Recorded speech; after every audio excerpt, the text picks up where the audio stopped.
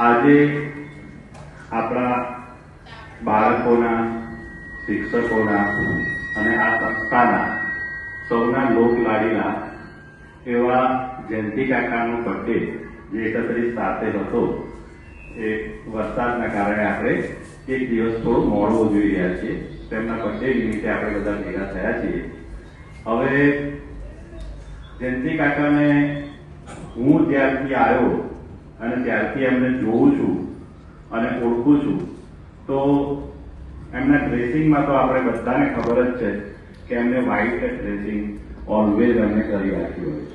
એટલે એમને બીજા ડ્રેસિંગમાં આપણે કોઈ દિવસ મોસ્ટલી જોયા નથી.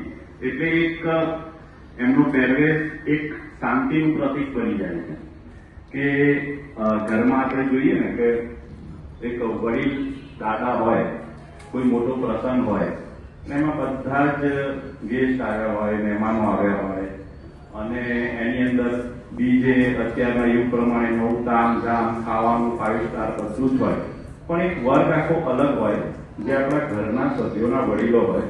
જેમ કે અમારા સમાજમાં વાત કરીએ તો દાદા જે માણસો, એ લોકો ધોતી પહેરે, જબ્બો પહેરે અને ઉપર સફેદ ટોપી પહેરે.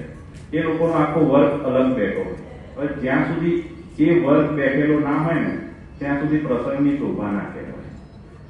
એમ કહે છે કે ભાઈ બધા ટોપી એટલે કે સફેદ ટોપી જ્યાં સુધી ના દેખાય પ્રસંગમાં, ત્યાં સુધી એ પ્રસંગની શોભા એટલી દીપી ઉઠે નહીં.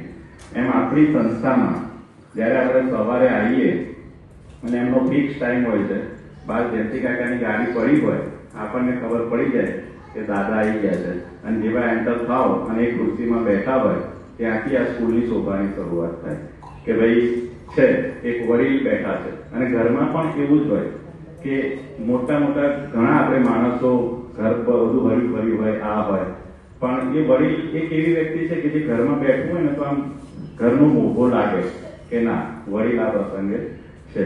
તો જયંતિ કાકા, અમને એવી જ લાગણી થાય છે આ સ્કૂલમાં જેટલી વખત તમને જોઈએ આ પ્રસંગે, કોઈ પણ પ્રસંગે, તો અમને એમ થાય કે ના, સ્કૂલના વડીલ આ સંસ્થામાં બેઠા છે. અને આપણને એક એવી માનસિક શાંતિનો અનુભવ થાય કે કંઈ પણ પ્રોબ્લેમ હશે તો કાકાને જઈને કહીશું તો આપણી વાતની રજૂઆત એ શાંતિથી સાંભળશે. તો આ શુભ પ્રસંગે તમને વધારેમાં વધારે સ્વસ્થ આયુષ્ય, આગળ ને આગળ હજી બીજા 100 વર્ષ પૂરા કરો અને અમે 100 વર્ષ પણ સેલિબ્રેટ કરીએ એવી અમારી બધાની દિલથી ઈચ્છા છે. Thank you so much. અને તમારા તરફથી જે અમને પ્રેમ અને ભાવ મળ્યો છે એ બદલ અમે તમારા આભારી છીએ. કહેવાય છે ને કે વડીલોની કૃપા હોય. હવે કૃપાને તમે ડિવાઈડ કરો ને તો કર અને પાપ, એટલે કરે કોઈ બીજું અને ભોગવીએ આપણે. તો આ બેઠેલા બધા જ વડીલોએ, એ વડીલોની આપણા પર કૃપા છે.